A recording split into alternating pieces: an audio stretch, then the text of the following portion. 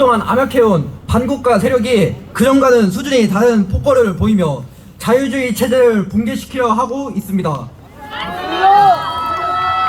이에 앞서 이미 널리 알려졌듯이 그들은 그들에도 입시 비리, 채용 비리, 태양광을 비롯한 친중 정책, 그리고 근거가 없는 광우병, 후쿠시마 오염수를 이용해 선동을 저지르는 등 의도적으로 국민을 기만하고 국익을 해하는 행동을 저질렀습니다. 또한 최근에는 중국인이 국정원에 드론을 날려 사진을 찍었고 이를 적발당했지만 간첩법의 적용 범위는 북한에 한정된다는 것을 이유로 처벌하지 못한 비상식적인 일이 벌어지고 말았습니다. 이후 간첩법 적용 범위를 외국으로 넓히고자 하는 법안 개정 시도가 있었지만 민주당이 이를 가로막았습니다. 이런 파렴치한 잘못을 저질러온 그들은 정의라는 탈을 뒤집어 쓴 채 국민들을 기만하며 책임을 피해가는 비양심적인 행위를 지속했으며 도리어 줄타닉을 감행하여 국정을 마비시키는 등 그 행위는 대담해주고 말았습니다. 중요한 것은 이들이 아직 야당이라는 것입니다. 아직 야당임에도 이 정도인데 이들이 정권을 장악하면 어느 수준이 될지 상상이 가십니까?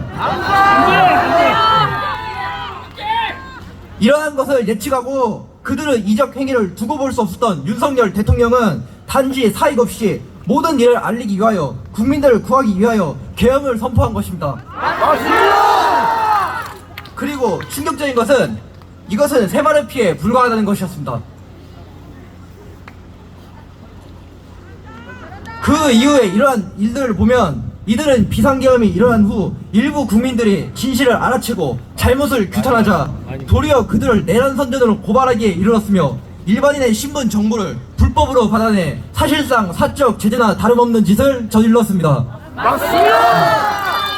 게다가 내란 수사권이 없는 공수처가 일명 딱풀 영장을 이용하여 관저에 무단 침입하고 대통령을 체포했으며 진보단체 소속의 판사가 멋대로 법을 제외하는 월권을 저지르고 같은 사안에 대해 다르게 판단하는 정치판사 노릇을 하고 있는데도 아무런 책임을 지지 않고 있습니다.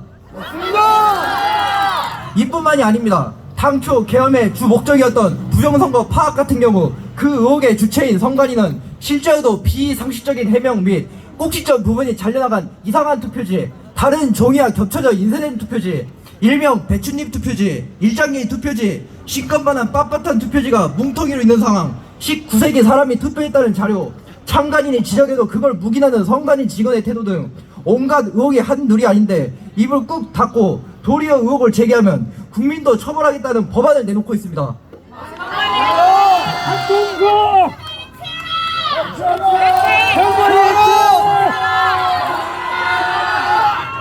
더 충격인 것은 선관위장이 대법관을 겸직하고 있는 상황이며 헌재 두 재판관도 과거 지역 선관위장을 지냈다는 사실입니다. 대법원 판결이 났으니 문제없다는 분들에게 조선시대, 일제시대에도 이해관계가 얽혀있는 판사를 배제하는 제도가 있는데 이것은 이해관계가 얽힌 판사의 판결이면 신뢰할 수 없다는 걸 정당화하는 근거 아닙니까? 실제로 위처럼 겸직으로 인해 상식적인 사람이라면 이해관계를 의심할 수밖에 없는 상황인데 왜 이 사안에는 적용하지 않습니까?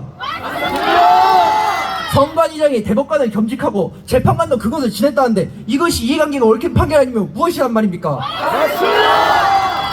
이런 모든 논란을 뒤로하고 결국 억지로 오염된 판사들한테 재판을 맡기고 당신들이 바라는 대로 무혐의가 뜬다 하더라도 과연 국민들이 수긍할 수 있겠습니까?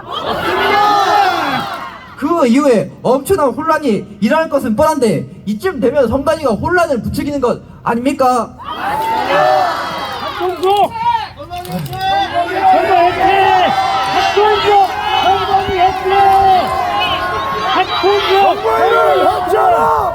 이전에도 이러한 문제를 검사하기 위해 감사원장을 파견했으나 그 감사원장도 탄핵시켜버리고 조사하려 해도 독립기관이라는 핑계로 거부하다가 마지못해 받은 건 부정선거와 무관한 채용비리, 그마저도 800건이 넘는 현대 문명국에서 일어날 수 없는 추악한 채용 비리가 일어난 데다 그걸 가족회사로 그랬다는 이상한 해명을 하시며 부당하게 탈락한 분들을 기만하고 있습니다.